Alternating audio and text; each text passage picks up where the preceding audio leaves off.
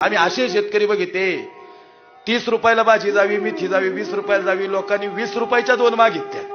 ते म्हणतो अरे माझ्या पोरांना आश्वासन देऊन आले मिठाई घेऊन ये. मला सांगा ज्याच्या घरी चहाला दूध नाही तो काय पोरांना मिठाई घेऊन देणार आहे? पण धाडस कसलंय त्या बापाचं. बाप म्हणजे तो माघार घेत नाही, लय खूप काढतो, तेवढाच निर्घट्ट, तेवढाच चिकाटीचा, लय भयानक. बाप दारात असताना मग रुबाब आहे घराला, सोडत नाही चित्त अजिबात. पोराहो आज येईल रे तुम्हाला मिठाई घेऊन, आज आपली दिवाळी साजरी करू, उद्या सगळ्यांची दिवाळी, आपली थोडी लेट होईल. आणि जेव्हा मी तिच्या आम्ही इनोव्हा फॉर्च्युनर सारख्या गाड्या थांबवल्या ज्याच्या आरशाची किंमत ह्याचा महिन्याचा किराणा आहे रे, आणि आम्ही म्हणलो 10 रुपयाला एक मेथी द्या. ते थरथर त्या हातानं टोचलेल्या काट्याने ते सांगते आज द्यावं 30 रुपये तुम्ही. माझी पोरं मिठाईची वाट बघतात, तुपाची नाही बरं का, डाळल्याची घेऊन जाईल तू आज.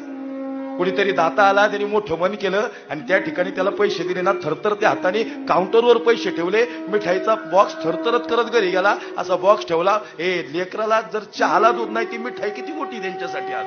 तुटून पडली पोरं. म्हातारे एका कोपऱ्यात जाऊन बघत होतो, पोरं तुटून पडली होती. ए बापाला विचारा त्याचं काळीच काय, तो वेळेकाळी मारतो पण प्रेम बी करतो रे गळ्या. पण त्याच्यासारखं हृदय माय, तुमचे डोळे लगेच भरून येतात रे, ह्याचे डोळे भरून येत नाही बरं का. तो निर्घट्ट काळजाचा नाही.